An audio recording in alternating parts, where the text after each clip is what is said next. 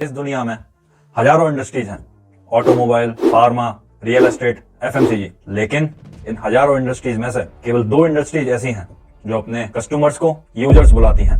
पहली illegal drug trade और दूसरी सॉफ्टवेयर इंडस्ट्री। कोइंसिडेंस? बिल्कुल नहीं। हमें लगता है कि सिलिकॉन वैली के सीईओज विजनरीज हैं जो दुनिया को कनेक्ट कर रहे हैं। रियलिटी ये है कि उन्होंने नार्को बिजनेस मॉडल को कॉपी किया है और एक ऐसे ऑटोमेटेड मशीन में बदल दिया है कि जिसे पुलिस पकड़ नहीं सकती। उनका प्रोडक्ट कोकेन या हेरोइन नहीं है, उनका प्रोडक्ट है अटेंशन। और आज हम इस डिजिटल कार्टल का फॉरेंसिक ऑडिट करेंगे। Welcome to the dopamine cartel. सबसे पहले एक झूठ को तोड़ते हैं। टेक कंपनीज ने हमें समझाया है कि डोपामिन मतलब प्लेजर यानी खुशी, लेकिन न्यूरोसाइंस कहती है ये डोपामिन खुशी का केमिकल नहीं है। ये वो केमिकल है जो आपको ढूंढने पर मजबूर करता है, एंजॉय करने पर नहीं। आपने कभी सोचा है कि सोशल मीडिया फीड्स में वो पुल टू रिफ्रेश वाला ऑप्शन क्यों है? अगर टेक्नोलॉजी इतनी एडवांस है कि वो कंटेंट को अपने आप अपडेट कर सकती है, तो वो आपको स्क्रीन खींचने पर मजबूर क्यों करते हैं? क्योंकि ये एक स्लॉट मशीन है। इसे कहते हैं रिवॉर्ड प्रेडिक्शन एरर, RPE। जब आप स्क्रीन रिफ्रेश करते हैं तो आपका दिमाग एक सवाल पूछता है कि क्या मिलेगा?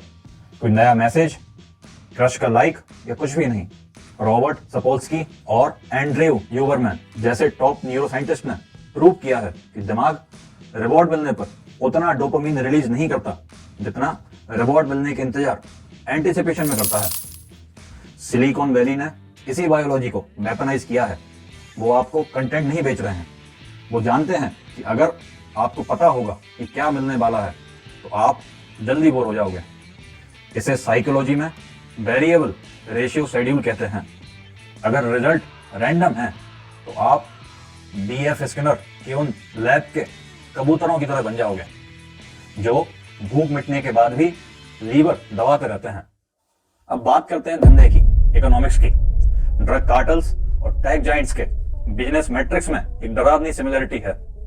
एडिक्शन की दुनिया में जब कोई यूजर ड्रग छोड़ देता है और क्लीन हो जाता है तो उसे रिकवरी कहते हैं, लेकिन टेक की दुनिया में उसे चर्न कहते हैं। और चर्न बिजनेस के लिए बुरा होता है। एक ड्रग डीलर के लिए बेस्ट कस्टमर वो नहीं है जो खुश है, बेस्ट कस्टमर वो है जो हुक्ड है।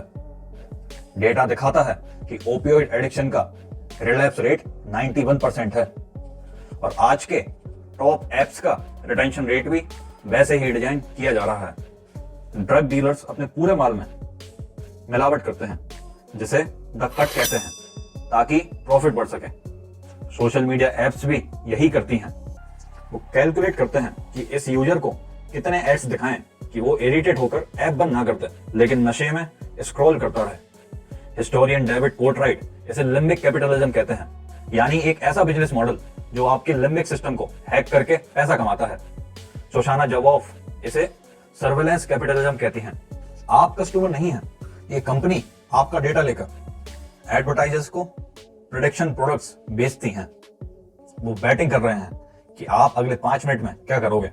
वॉल स्ट्रीट पर ऑयल और गोल्ड के फ्यूचर ट्रेड होते हैं। सिलिकॉन वैली में ह्यूमन फ्यूचर ट्रेड हो रहे हैं। आपकी एजेंसी, आपका फोकस, आपका फ्यूचर सब बिक चुका है। लेकिन इस ट्रैप को बनाया कैसे गया? डिजाइन से। पहले के जमाने में हर चीज का एक एंड होता था। न्यूज़पेपर खत्म हो जाता था, बुक का चैप्टर एंड होता था। इसे कहते हैं स्टॉपिंग क्यू। ये दिमाग को सिग्नल देता है कि बस अब रुक जाओ। अजा रस्किन, जिन्होंने इनफाइनाइट स्क्रॉल इन्वेंट किया, वो खुद बिहेवियरल कोकेन बोलते हैं। सोशल मीडिया से स्टॉपिंग क्यूज को हटा दिया गया। फीड कभी खत्म ही नहीं होती, वीडियो कभी रुकती ही नहीं। आपके प्रीफ्रंटल कॉर्टेक्स लॉजिकल ब्रेन को कभी मौका ही नहीं मिलता ये सोचने का कि मैं क्या कर रहा हूं। और वो रेड नोटिफिकेशन, वो कोई डिजाइन चॉइस नहीं है। इवोल्यूशनरी बायोलॉजी में रेड का मतलब है खून, आग और खतरा। आपकी आंखें लाल रंग को इग्नोर कर नहीं सकती, इसलिए उन्होंने आपके सोशल वैलिडेशन को डेंजर सिग्नल के कलर में पेंट किया है ताकि आपके अंदर एक लो लेवल एंजाइटी बनी रहे। ये नोटिफिकेशन नहीं है, ये आपके नर्वस सिस्टम का हैक है। 2021 में विसल ब्लोअर फ्रांसिस हॉगन ने फेसबुक के इंटरनल डॉक्यूमेंट लीक किए। इन डॉक्यूमेंट्स ने साफ कर दिया कि उन्हें पता था कि इंस्टाग्राम टीनेज गर्ल्स में बॉडी इमेज इशू और सुसाइडल थॉट्स बढ़ा रही हैं। जैसे 1960s में टोबैको कंपनी को पता था कि सिगरेट से कैंसर होता है, लेकिन उन्होंने छुपाया। वैसे ही टेक जाइंट्स को पता है कि ये मेंटल हेल्थ एपिडेमिक पैदा कर रहा है, लेकिन उन्होंने एल्गोरिथम चेंज नहीं किया। क्यों? क्योंकि हेल्थ प्रॉफिट नहीं देती, एडिक्शन प्रॉफिट देता है। तो अंजाम क्या है? हम एक ऐसे दौर में हैं जहां एडिक्शन एक मेटाफर नहीं है, एक बिजनेस मॉडल है। ये डोपामिन कार्टेल आपसे पैसा नहीं मांग रहा, ये आपसे कुछ ऐसी चीज मांग रहा है जो पैसे से भी ज्यादा कीमती है। आपका वक्त, आपका ध्यान, आपकी जिंदगी।